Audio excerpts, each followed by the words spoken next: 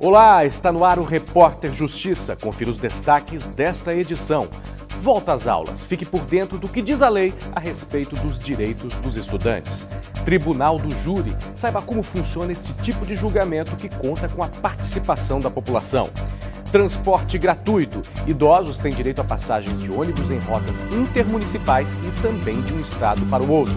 E ainda, no quadro Entenda Direito, a gente explica o que são cartas precatórias e rogatórias no universo jurídico. Tudo isso a partir de agora no Repórter Justiça.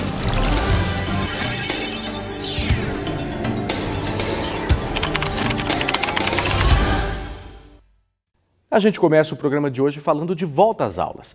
Com a chegada do segundo semestre letivo, confira as orientações que preparamos sobre os direitos e os deveres no mundo acadêmico. Mensalidades, reajustes, taxas, lista de material escolar. Esses são alguns dos principais itens que geram dúvidas nos pais de alunos matriculados em escolas e universidades particulares. É preciso estar atento aos seus direitos e ao que diz a lei a respeito de condutas abusivas praticadas pelas instituições contra o consumidor. As escolas podem sim cobrar taxa de matrícula ou reserva de vaga, mas o valor deve ser descontado na primeira mensalidade. Caso o aluno desista de frequentar as aulas antes do início do semestre letivo, ele tem direito à devolução integral do valor pago pela matrícula. Fique de olho, nenhuma escola pode exigir que o material escolar seja comprado na própria instituição, a não ser que seja de produção própria. No caso das listas, atenção à cobrança de itens considerados abusivos, como produtos de higiene e materiais de uso coletivo. É interessante a gente dizer e esclarecer aos pais, principalmente, que estão a fazer compras, irão fazer compras de material escolar, que tomem devidos cuidados, principalmente no que diz respeito a preços abusivos, que às vezes podem acontecer. Nós fizemos uma pesquisa agora mais recentemente, há preços aí, diferenças de preço de até 470%. E atenção, as escolas só podem fazer reajuste no valor da mensalidade uma vez por ano. No caso das faculdades, o reajuste pode ser feito a cada novo semestre.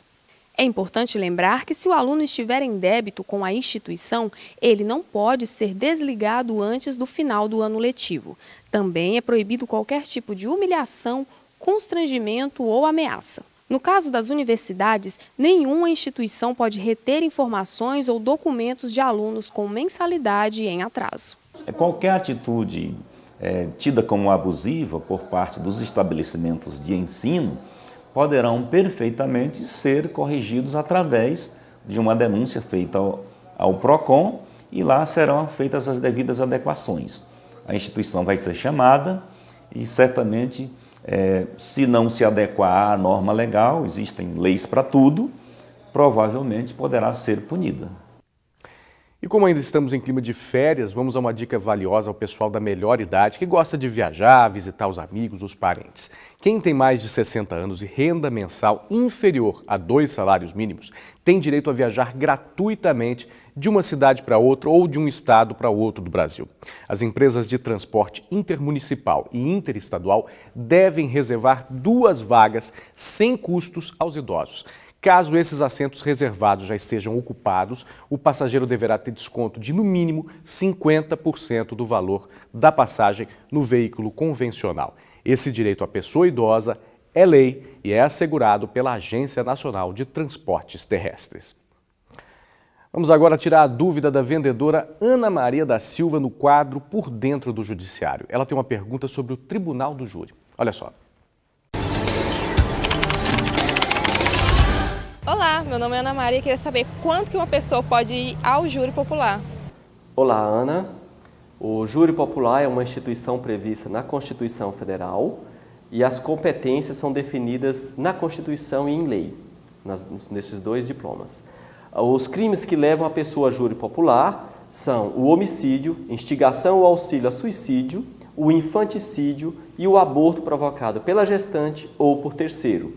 Outros crimes podem levar a pessoa a júri popular se eles forem praticados no mesmo contexto que estes.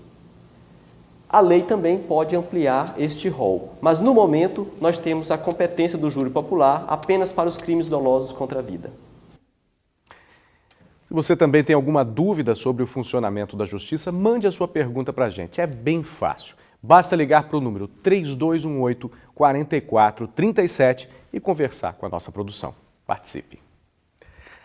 No próximo bloco tem o quadro Entenda Direito com a explicação dos termos carta precatória e carta rogatória. Você não sabe o significado? Nem eu. Vamos descobrir juntos no próximo bloco. A gente volta já.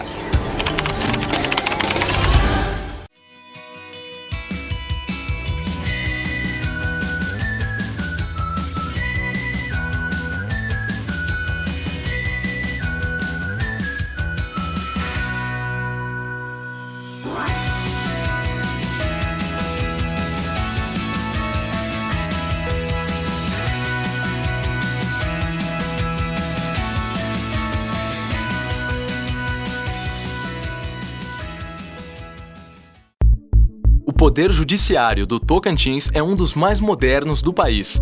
Isso foi conquistado com práticas inovadoras de gestão que deram mais eficiência à máquina do judiciário. Ter o processo eletrônico mais moderno do país, o e-Proc, abriu caminho para avanços como o trabalho remoto, que diminuiu distâncias e redistribuiu a força de trabalho dos servidores. Projetos como a Contadoria Judicial Única, as Secretarias Unificadas e o Juiz Colaborador permitiram que servidores e magistrados pudessem atuar além da sua comarca de origem, desafogando o trabalho de colegas com maior demanda e tornando a justiça mais ágil para o cidadão. Um modelo inovador de trabalho que já está sendo copiado por outros estados brasileiros. Esse é o judiciário que não para no tempo e sempre busca mais eficiência. Poder Judiciário do Tocantins. É mais que inovação, é compromisso com você.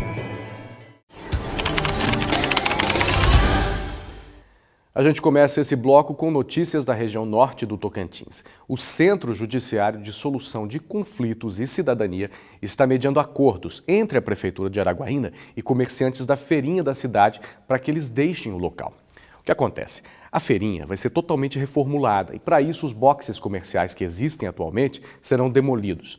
Para que a saída dos lojistas seja pacífica, o Sejusc vem realizando audiências de conciliação pré-processual e os resultados estão sendo bem positivos, com a transferência dos negócios para outro local e pagamento de indenização. Bom exemplo da consolidação de uma política judiciária de tratamento adequado de conflitos, evitando novas ações da Justiça. Carta precatória e carta rogatória. Termos complicados, né? Vamos então ao quadro Entenda Direito, aprender um pouco mais sobre o Judiciário.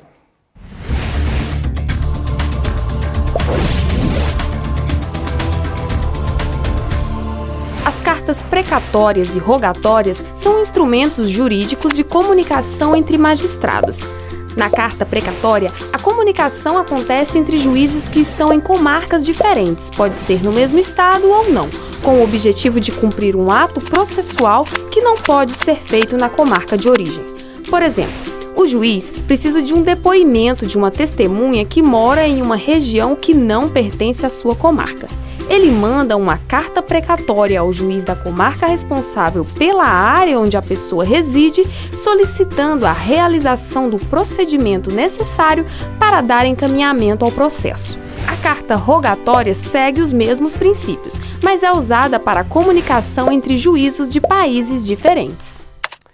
E a gente termina o programa de hoje falando sobre a importância da valorização de ações que promovam a ressocialização. O Poder Judiciário do Tocantins vai premiar iniciativas que buscam fomentar a cidadania e promover a redução da reincidência criminal e infracional. Ou seja, evitar que alguém que já tenha sido condenado uma vez volte a cometer um crime. É o selo de agradecimento destinado a instituições de ensino, pessoas físicas, entidades públicas, privadas ou religiosas que oferecerem cursos de capacitação ou vagas de trabalho a pessoas que cumprem algum tipo de pena, incluindo menores de idade em conflito com a lei.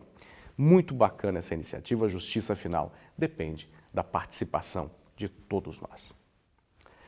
A gente fica por aqui, muito obrigado pela sua companhia. Para rever esse e outros programas, acesse o nosso canal no YouTube. E não deixe de continuar acompanhando as notícias do Poder Judiciário também pelo nosso site ou pelas nossas redes sociais. Até a próxima!